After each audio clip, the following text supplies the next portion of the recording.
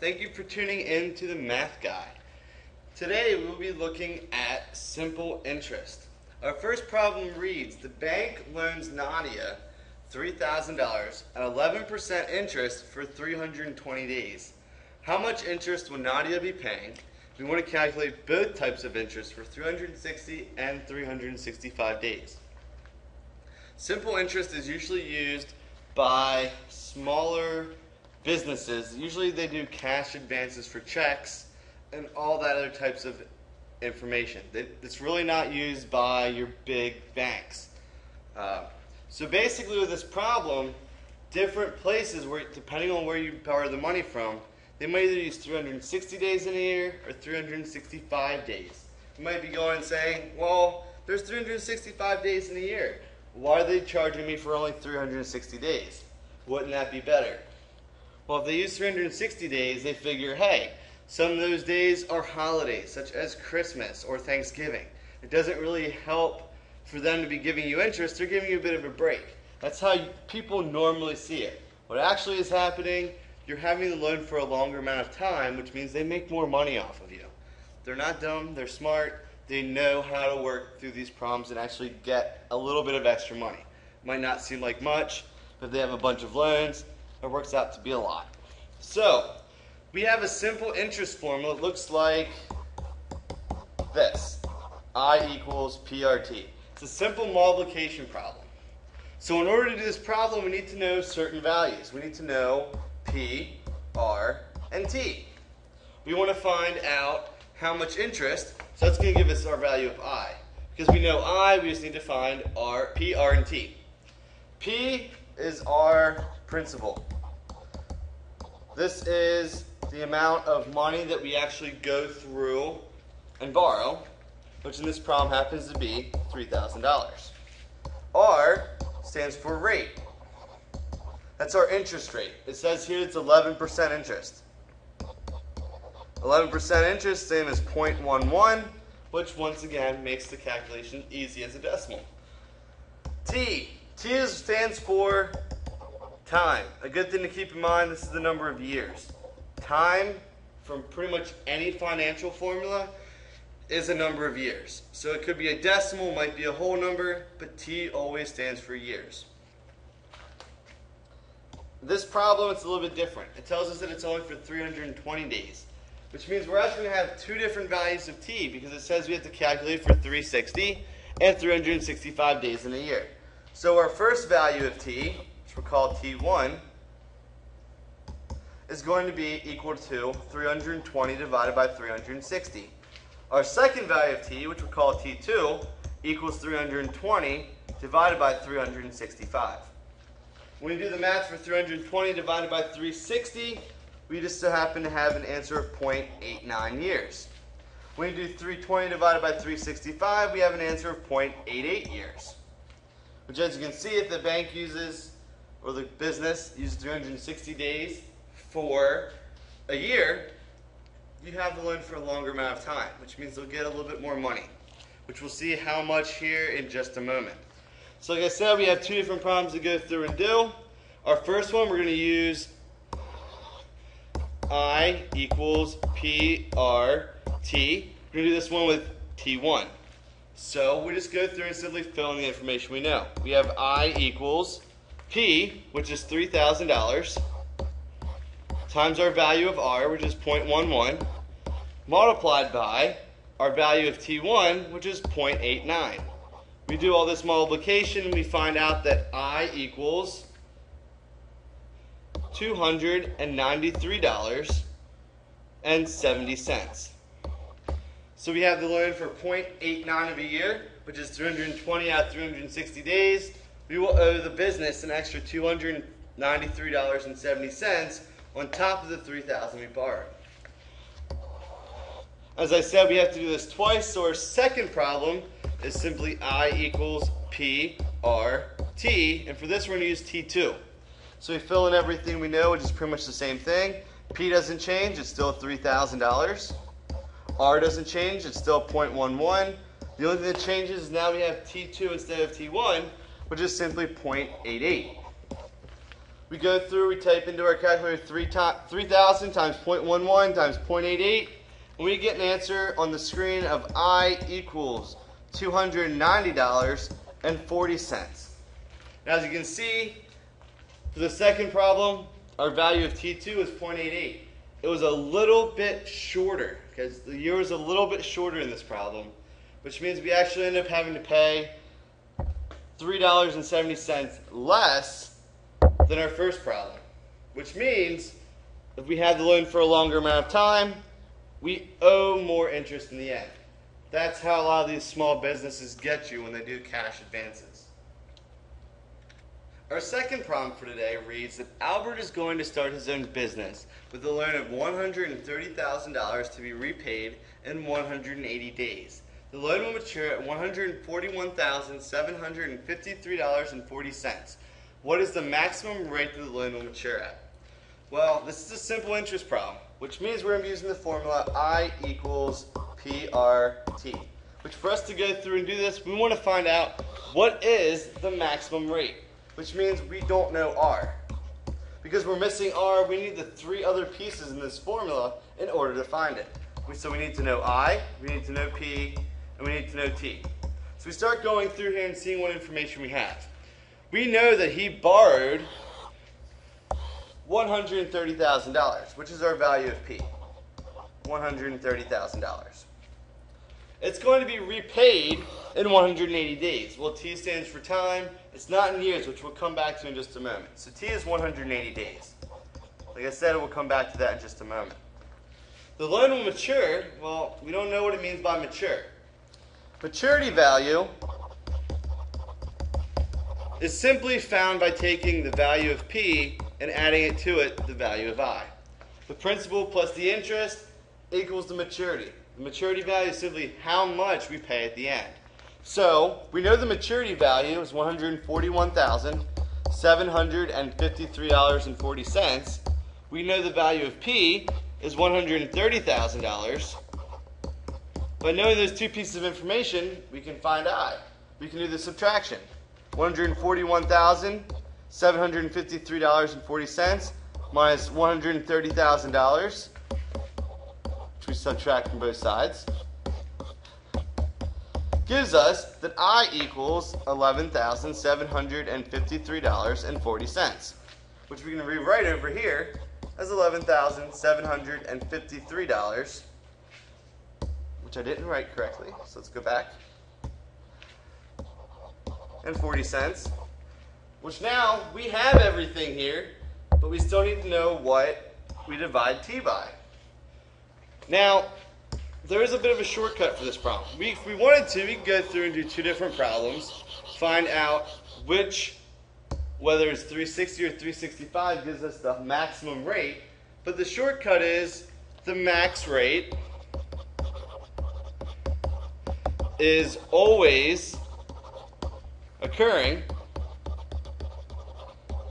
at 365 days. So if we take 180 divided by 365 days,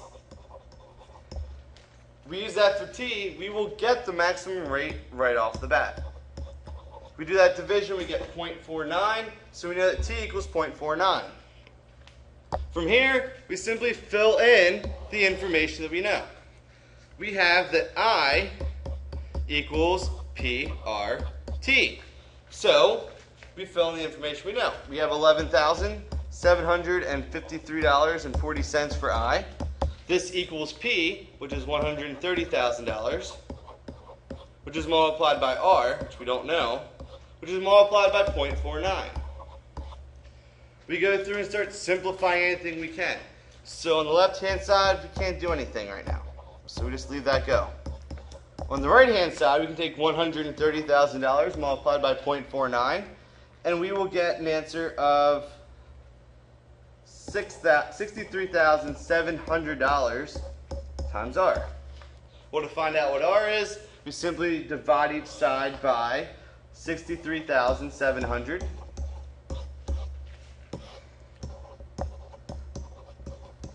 And we get that R equals 0.1845, which is the same as R equals 18.45%. So Albert's maximum interest rate is going to be 18.45%. Our last problem for today is a very tricky problem. There's a lot of information, a lot of different things we have to do, so it's really easy to get messed up with what's going on. The problem is that we have two loans from the same company. If they're from the same company, they're going to be calculated in a very similar manner. So we need to keep that in mind. The first one is for $4,000 for 90 days at 14% interest. The loan will mature at $4,138.08. All the information up here deals with the first loan. It says that we're still negotiating for the second loan, but we know some information about it. We know the loan amount is for $3,500 and that it will mature at $3,820.83 with an interest rate of 11%. All this information right there is what we know so far about the second interest rate for the second loan. We, however, need to find the time of the loan and if it's a 360 or 365 day loan. So we need to look at the second loan and find all this information down here about that second loan. So we're told that these two loans are from the same company. If they're from the same company, that means they're calculated the same, which means if one of them's 360, the other's 360. If one's 365, the other's 365. So we can use the first loan to find if it's 360 or 365. From here, we can also look at the second loan if we know that, and we can find the amount of time. So we're going to go to an entirely blank screen here to actually do all this calculation. It's a lot of work, so we're going to keep coming back to this screen to see what's going on and pull some more information over. So we're going to be looking at the first loan up here to begin with. So if we go to a next screen, this is once again simple interest. So I equals PRT. We know that we need to find out information about T. We want to find out if it's a 360 or 365 day loan. So we're just going to put a question mark in for T. If we want to find T, we need to know I, P, and R. So if we go back to our last screen, we have some of this information right here. We know the first loan is for $4,000, which is our value of P, 14% interest, and we know the maturity value. If we know the maturity value, just like the last problem, we can go back through and find our value of I. When we do all this, we know that P is $4,000. R happens to be 14%, which is the same as 0.14. And we said that it's going to be maturing, which is our value of M, as $4,138.08. So we subtract $4,000 for our principal, we get $138.08, which is our value of I. So if we know I, P, and R, we can find T. So we fill in what we know. We have I, which happens to be $138.08, equals P, which is 4,000, times R, which we know is 0.14, times T, which is what we want to find. So we go through and we start simplifying stuff out. We do our multiplication.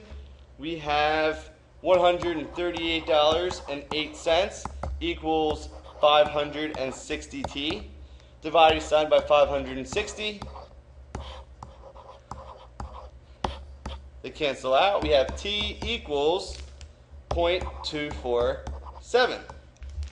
So we know that T equals 0.247. If we go back to our last page, we are told that the loan is for some amount of time, which is 90 days. So we go back here. We need to know whether 90 divided by 365 or 90 divided by 360 is equal to 0.247. So in our calculator, we simply do 90 divided by 360. This gives us 0.247, which if you look, we already found it.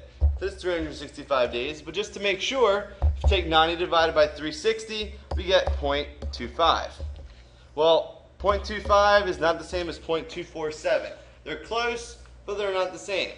0.247 does equal 0.247, so we know that the loans are 365-day loans. So we know that the first loan and the second loan are both going to be 365 days. So we know that it's 365. We still need to find the second piece of information, which is the amount of time for the second loan. So if we go back to our blank page, we can actually take all this information now and erase it. Make it all nice and easy, make a clean screen, and we're good to go. So if we have our next piece of information, we can go through and look now at loan 2. So if we have loan 2, we can start pulling out, we need to find out the value of t once again. To find t, we need to know I, p, and r. So we look back at our first page, we see down here that the loan amount is for $3,500. We have an interest rate of 11%, and we once again have the maturity value, which means we have to do some subtraction to find I. So we go back to our next page. We know that P is $3,500. We know that R is 11%, which is the same as 0.11. And we know the maturity value of $3,820.83, which we can subtract the $3,500 from that, and we get I equals $320.83. We know I, P, and R. We can go through and find T. From here, we simply take and fill everything in. We have 320 times 0.83 equals 3,500 times 0.11 times T. We can do some simplification of 3,500 times 0.11. We get 385. Bring down the T. 320.83 times 385T. We do the division of divide by both sides by 385. 385s cancel out. We have T by itself. We get 0.83. Now once again, remember T is always the number of years. So the second loan is for 0.83 years, which from here we simply can go through and do some multiplication. We can take 0.83 multiplied by 365 days, which will give us a specific number of days, or you can just leave it as 0.83 years and know that it's a little bit less than 1 year. Once more, thank you for tuning in. Remember to check back again soon for more videos by me, the Math Guy.